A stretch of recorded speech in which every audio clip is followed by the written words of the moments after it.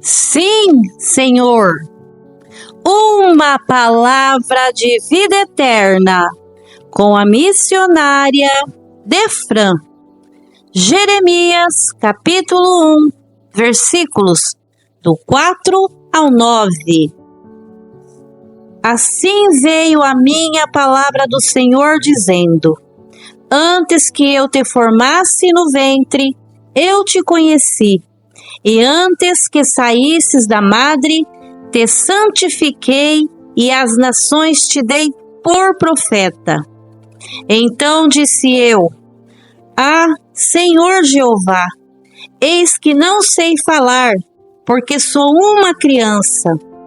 Mas o Senhor me disse: Não digas, eu sou uma criança, porque aonde quer que eu te enviar, irás, e tudo quanto te mandar, dirás. Não temas diante deles, porque eu sou contigo para te livrar, diz o Senhor. E estendeu o Senhor a mão, tocou-me na boca e disse-me o Senhor: Eis que ponho as minhas palavras na tua boca. Nesse capítulo, nos é apresentado a história do chamado desse profeta, Jeremias, também conhecido como profeta chorão por muitos. O profeta que chorava pelo povo, demonstrando amor, compaixão, empatia pelo ser humano. Um jovem que dizia ser como criança nas palavras, simples, humilde em conhecimento, mas que já carregava a verdadeira sabedoria, o temor a Deus. E Deus o conhecia desde o ventre, ainda informe, e antes que ele saísse da madre, Deus o santificou, o ungiu para ser profeta das nações. Primeiro, ele disse a Deus que não sabia falar. Depois, ele tentou fugir de seu chamado.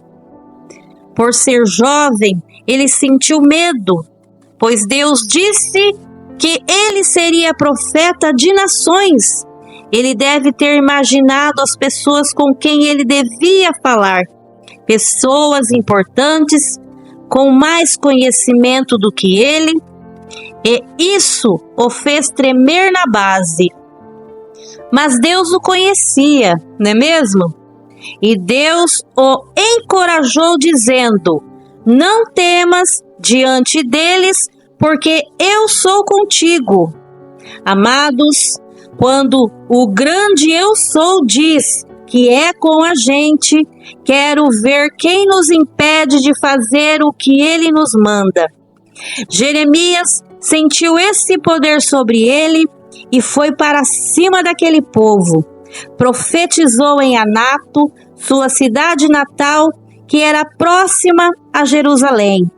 Profetizou em Betel, uma cidade importante no reino de Israel. Profetizou em Gilgal para advertir os judeus sobre a idolatria. Profetizou sobre a queda da Babilônia. Jeremias enfrentou todos os desafios que se opôs ao seu chamado e cumpriu o seu ministério. Eu, particularmente, tenho Jeremias como um dos meus preferidos. Ele foi sincero sobre suas emoções e dúvidas, especialmente por um motivo. Um dia, eu orei por uma pessoa que Deus me enviou. Eu chorei durante a oração e quando terminei de orar por ela, sabe o que ela me disse, amados? Você é muito fraca. Só pelo fato de eu ter chorado, pelas minhas emoções, por ter sentido o sofrimento dela. E naquele momento me senti triste, de verdade, como se aquelas palavras matassem ali meu chamado. E Deus, que também me conhece, mandou eu dizer algo a ela que só ela e ele sabiam. E ali ela se calou. Mas Por muito tempo fiquei com aquela tristeza e durante um bom tempo me limitei a orar pessoalmente por pessoas, porque tinha medo de chorar de novo, mostrar minhas emoções por compaixão ao próximo. Até que um belo dia, Deus me levou a conhecer esse profeta chamado Jeremias. Ele mesmo, o chorão. E também me mostrou que o Senhor Jesus chorou muitas vezes por todos nós. E isso não é fraqueza, se chama compaixão. Naquele momento, nosso Deus me libertou daquela amarra do inferno por causa daquelas palavras erradas. E sempre haverá alguém que nos julgará por nossa história, por ver coisas que elas não gostam em nós, ou até mesmo por inveja. Mas quem nos chamou se encarrega de cuidar de nós. Então, não tenhamos medo de dizer sim, Senhor. O Senhor Jesus era perfeito, continua sendo perfeito, e mesmo sendo perfeito, foi levado à morte de cruz, justamente por isso, por ser perfeito demais. E o crucificaram por inveja. Pilatos sabia que os sacerdotes o tinham entregado por inveja. Marcos, capítulo 15, versículo 10. Porque ele, Pilatos, bem sabia que, por inveja, os principais dos sacerdotes os tinham entregado. Principais, os mais importantes, do mais alto nível, líderes religiosos no judaísmo antigo. O Senhor Jesus foi julgado e condenado sendo perfeito em toda sabedoria e conhecimento, quanto mais nós, os pequeninos. Mas devemos seguir em frente, olhando para o consumador de nossa fé, pois Jesus é o sumo sacerdote e nós, discípulos dele, ou seja, aprendizes, e não se pode intimidar pelos apontar de dedos. Não, amados, eu digo que devemos cuidar mais de nossas vidas, lavando nossas janelas, do que observando as janelas sujas por aí. E se olharmos, que tal lavá-las, hein? É só uma expressão que, se não for para ajudar ou fazer o bem, vamos cada um cuidar das suas vidas, pois acredito que todos nós temos muito a fazeres. E se não tiver o que fazer, vamos aprender. Jesus nos ensinou a se renovar como o novo homem. Efésios capítulo 4, versículo 24. Vestir o novo homem, criado segundo Deus, em verdadeira justiça e santidade. Sim, Senhor, devemos dizer a Deus a sua vontade. O chamado de um ser humano pode ser considerado aquilo que Deus o colocou para fazer.